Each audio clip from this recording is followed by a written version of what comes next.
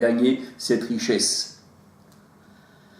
Et le Seigneur, il dit, l'homme n'en connaît point le prix de la sagesse et de l'intelligence. Elle ne se trouve pas dans la terre des vivants.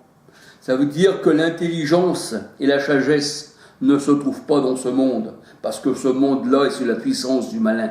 1 Jean 5, 19, 20. Job 28, verset 14, la parole de Dieu nous dit, l'abîme dit, elle n'est pas en moi, c'est-à-dire l'intelligence. L'abîme dit, elle n'est pas en moi, l'intelligence, ni la sagesse, bien sûr. Et la mer dit, elle n'est point avec moi. Et la mer représente les grandes eaux, représente le monde. Apocalypse 17, 1, 15. La parole de Dieu nous dit que la sagesse et l'intelligence, Job 28, 15, elles ne se donnent pas contre l'or pur. Elles ne s'achètent pas au poids de l'argent. Elles ne se pèsent pas contre l'or d'Ophir, l'intelligence et la sagesse, ni contre le précieux onyx, ni contre le saphir. Elle ne peut se comparer à l'or, ni au verre. Elle ne peut s'échanger pour un vase d'or fin. Le corail et le cristal ne sont rien auprès d'elle. La sagesse vaut plus que les perles. La topaze d'Éthiopie n'est point son égale. Et l'or pur n'entre pas en balance avec elle. L'or pur n'entre pas, en balance avec la sagesse et l'intelligence du Seigneur. Alors d'où vient donc la sagesse? Job 28, verset 20. D'où vient donc la sagesse? Où est la demeure de l'intelligence? Est-ce qu'elle est dans cet homme-là, du monde qui détruit tout sur son passage pour la richesse? Mais cette richesse-là, une fois que tu l'as dans les mains, mais que tu as tout détruit, à quoi va te servir? Puisque tu n'as plus rien à acquérir, tu as tout détruit. Tu te retrouveras avec une richesse, mais rien à acheter avec. Mais tu mouriras avec ta richesse. Parce que la vraie richesse, c'est celle du cœur. Et la vraie richesse, c'est celle qui recherche la vie. Mais la richesse, à vouloir mettre dans son grenier, des richesses et des richesses, le Seigneur, il dit, il y avait un homme qui disait, voici, je me suis enrichi. Je veux faire encore d'autres greniers, je mettrai encore d'autres richesses. Mais le Seigneur a dit cette nuit même, ta vie sera redemandée. Que donneras-tu en échange de ton âme? Des richesses, tu ne peux pas acheter le Seigneur. Parce que tout se passera, on passera tous au tribunal du Christ. Mais il n'y a plus de condamnation pour ceux qui sont à Christ. Alléluia. Alors le Seigneur, il dit dans sa parole, d'où vient donc la sagesse? Où est la demeure de l'intelligence? Elle est cachée aux yeux de tous les vivants. Elle est cachée aux oiseaux du ciel. Et vous savez que les oiseaux du ciel, c'est ceux qui mangent les graines dans le champ. Le Seigneur dit un semeur sorti pour semer. Et quand il a semé, c'est vrai qu'il y avait aussi de l'ivraie qui a poussé dans le champ. Mais quand le Seigneur a dit qu'il avait mis la graine dans le champ, la bonne semence, les oiseaux du ciel vinrent et mangèrent la graine. Et on peut dire que les oiseaux, c'est l'adversaire, ce qu'on appelle le diable, qui est contre Dieu. Alors le Seigneur dit, que l'intelligence et la sagesse, Job 28, 21, elle est cachée aux yeux de tout vivant, elle est cachée aux oiseaux du ciel. Verset 22, le gouffre et la mort disent, nous en avons entendu parler. Ah, ils en entendent parler, c'est certain. C'est Dieu qui en sait le chemin. C'est lui qui en connaît la demeure, car il voit jusqu'aux extrémités de la terre. Il aperçoit tout sous les cieux. Quand il régla le poids du vent et qu'il fixa la mesure des eaux. Quand il donna des lois à la pluie et qu'il traça la route de l'éclair et du tonnerre. Alors il vit la sagesse et la manifesta. Il en posa les fondements et la mit à l'épreuve.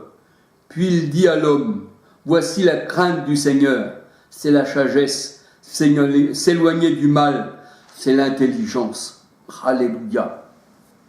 Excusez-moi si je dérape un peu parce que je suis pris un peu, il fait un peu froid. Mais je sais que la parole de Dieu, quand elle arrive à l'oreille, elle fait du bien au cœur. C'est pas ce que l'homme dit qu'il faut regarder, mais c'est ce que le Seigneur dit. Alléluia.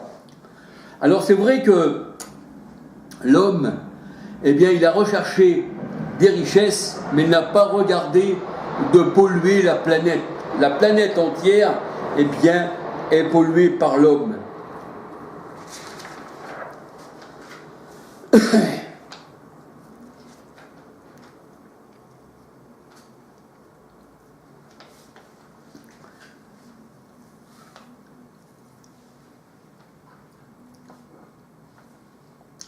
Le Seigneur a dit dans sa parole, la plus grande richesse que l'homme doit posséder, la plus grande richesse qui ne sera jamais enlevée.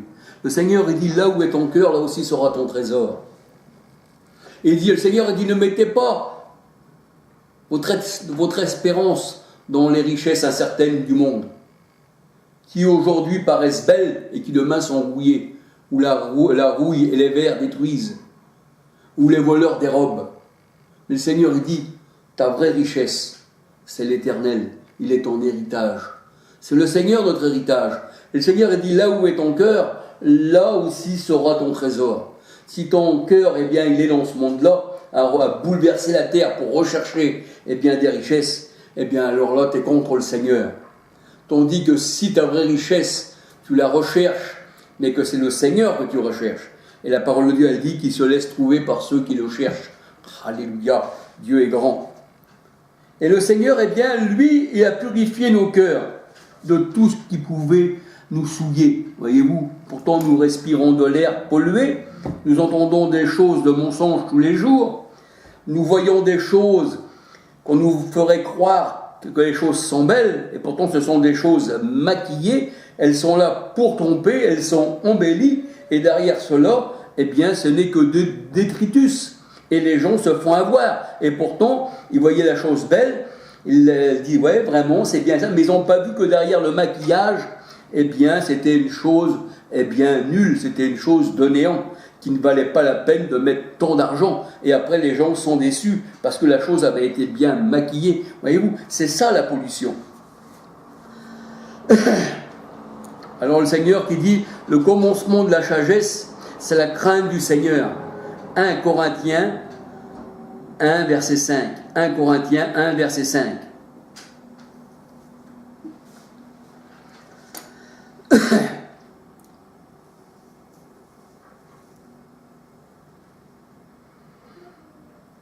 Et c'est vrai que l'homme avide de gain, avec ses yeux aveuglés par les richesses, ne voit pas qu'il se détruit lui-même. Sa conscience et son esprit sont pollués. Et ça l'emmène à sa propre ruine. Et oui. Vous savez, si vous êtes assis sur une branche, vous êtes assis sur une grosse branche, et que vous prenez une scie, que vous coupez la branche sur laquelle vous êtes assis, vous avez coupé la branche, mais la branche étant coupée, vous tombez avec la branche. C'est exactement ça. L'homme ne prend pas soin de la planète. Ah si, l'homme, il va prendre soin peut-être de son véhicule, il va peut-être passer un coup de chiffon sur sa calandre, sur ses coussins. Mais de lui-même, il ne passera pas un coup de chiffon déjà dans son intérieur pour que son cœur déjà soit propre devant le Seigneur. Et l'homme aussi va aussi se polluer, il va fumer, et pourtant il va astiquer sa voiture. Et pourtant c'est ses poumons qui devraient astiquer, qui devraient cesser de fumer, pour ses poumons. Et il va prendre la seringue, il va aussi s'empoisonner, en se mettant de la drogue dans les veines. C'est ça la pollution. Aussi, il y a l'alcoolique qui se détruit aussi. C'est ça la pollution. La pollution est partout. Tout ce que nous voyons, tout ce que nous respirons, ce que nous entendons, c'est partout, ça nous environne. On est pris carrément dans un labyrinthe fermé, un globe, bien fermé, et nous respirons, eh bien, on ne peut pas s'échapper de cette pollution.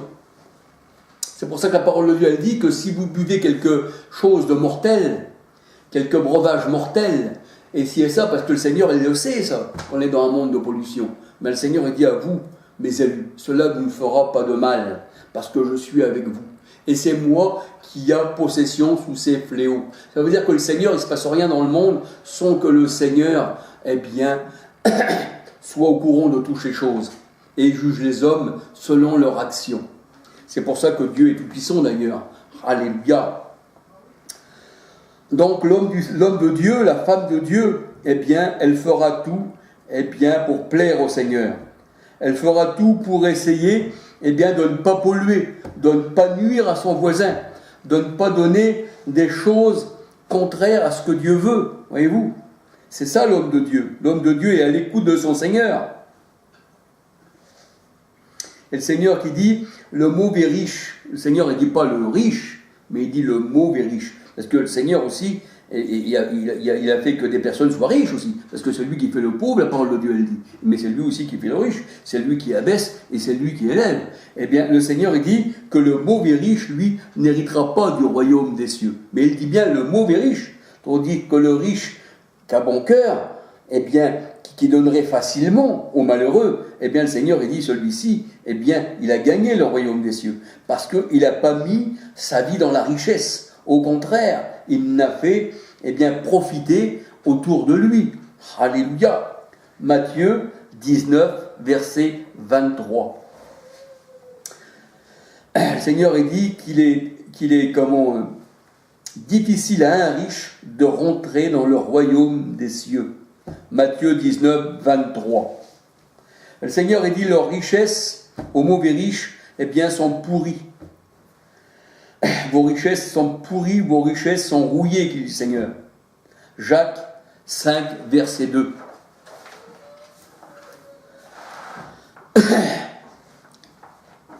La plus grande des pollutions, c'est la pollution du cœur. La pollution du cœur de l'homme l'a emmené à renier la loi du Seigneur. Et la loi du Seigneur, c'est l'amour. Le Seigneur, il dit l'amour pardonne tout, l'amour comprend tout, l'amour excuse tout. L'amour ne périra jamais, tandis que la haine pour le monde, eh bien le Seigneur, il dit la haine, elle périra. Elle a déjà été vaincue. Le Seigneur, il dit j'ai vaincu le monde, j'ai vaincu l'adversité, j'ai vaincu Satan. Et c'est pour ça qu'aujourd'hui, on retrouve des climats, eh bien, qui ne sont pas faits à la gloire de Dieu, puisque l'homme, il a enlevé les forêts. L'homme, il a bouleversé les montagnes, il a fait des trous dans la terre incroyables, et même ces trous-là, ils font des tourbillons que les avions même ne peuvent même plus passer au-dessus, parce que ça fait des appels d'air.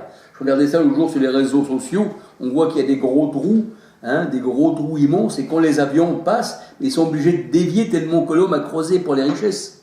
Et ils laissent ça comme ça, à l'abandon, ils abandonnent le matériel, ils abandonnent tout, et puis ils ne refont rien du tout, et ils abandonnent tout comme ça.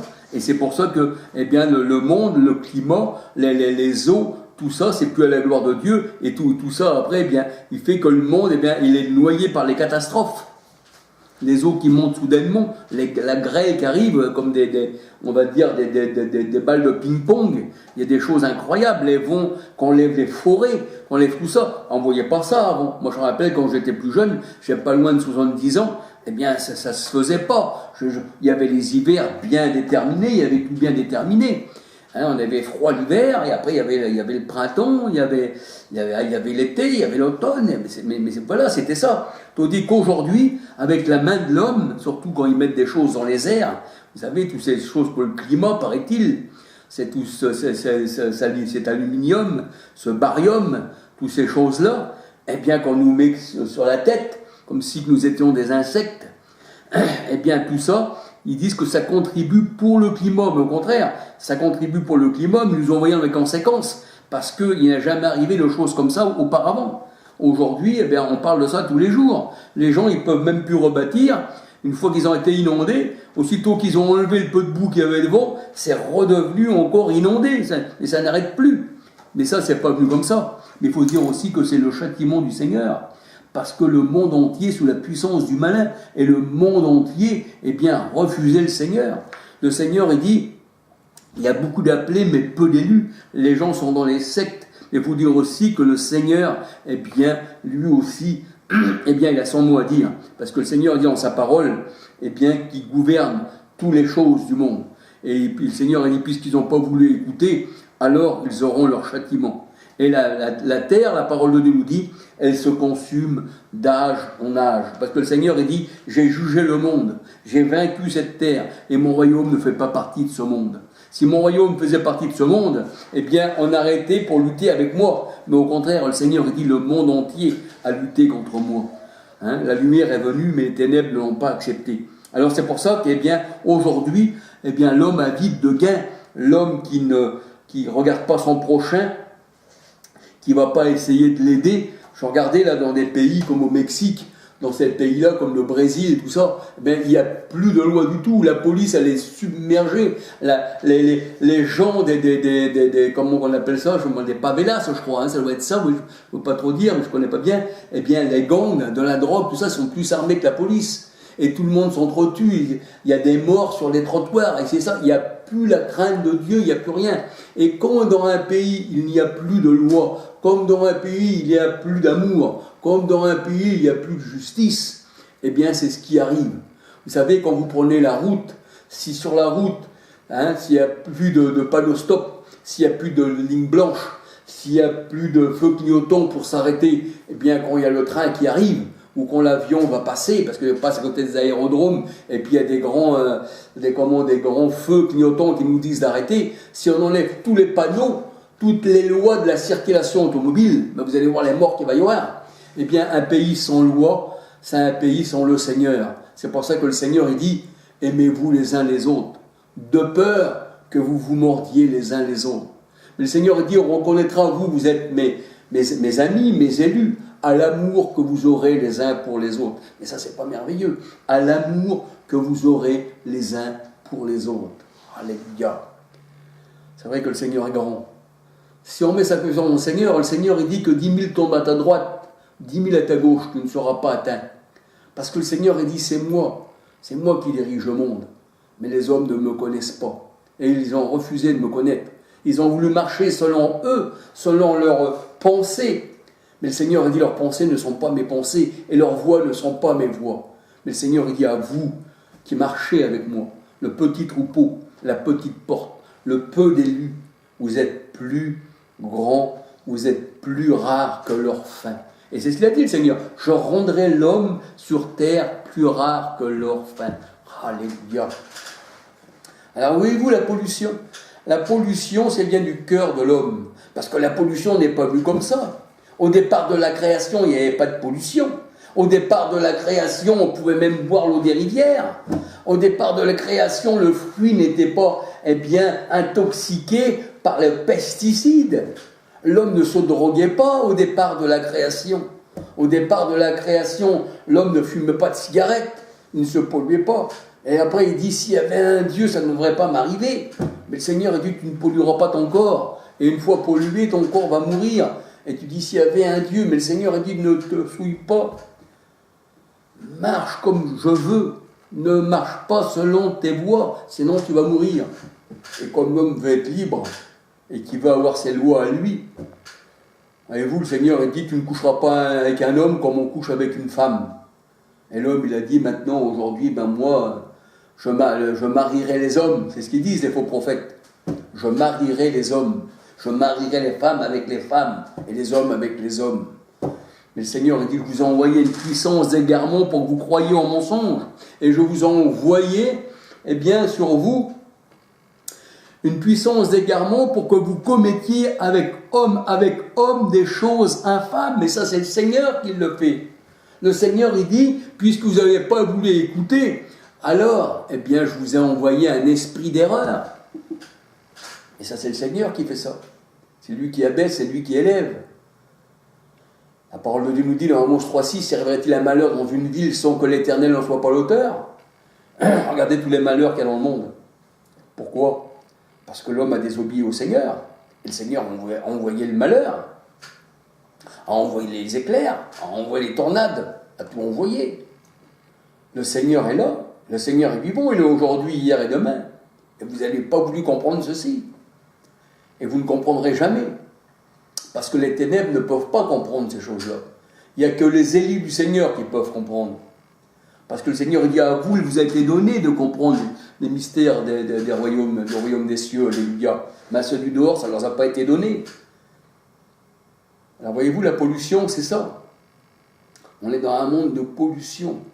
On est épié dans tous les côtés.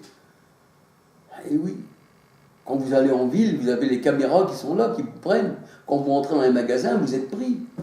Quand vous allez pour signer sur votre compte, je ne sais pas la somme que vous avez, vous n'avez pas d'argent, vous êtes à découvert, mais enfin, si vous rentrez dans une banque quelconque, eh bien, vous allez être pris en caméra. Et il n'y a pas que nous. Regardez les animaux, sur les requins, on leur met des GPS sous l'eau pour savoir où ils vont, pour les protéger alors qu'il n'y en a plus un. Même les tortues, l'autre jour j'ai regardé, ils mettaient des antennes sur le dos de la tortue. Et on met des GPS sur les animaux.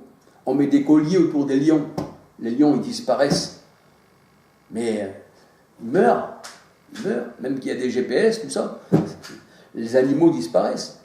Et c'est ce que dit le Seigneur dans sa parole. Il dit que la terre s'en va, elle se consume d'âge en âge. Le Seigneur dit, mon royaume n'est pas de ce monde. Donc le royaume du Seigneur, c'est pas de ce monde. C'est pour ça que la terre s'en va. Il est trop tard pour vous, vous ne l'avez pas accepté. Les ténèbres ne peuvent pas l'accepter.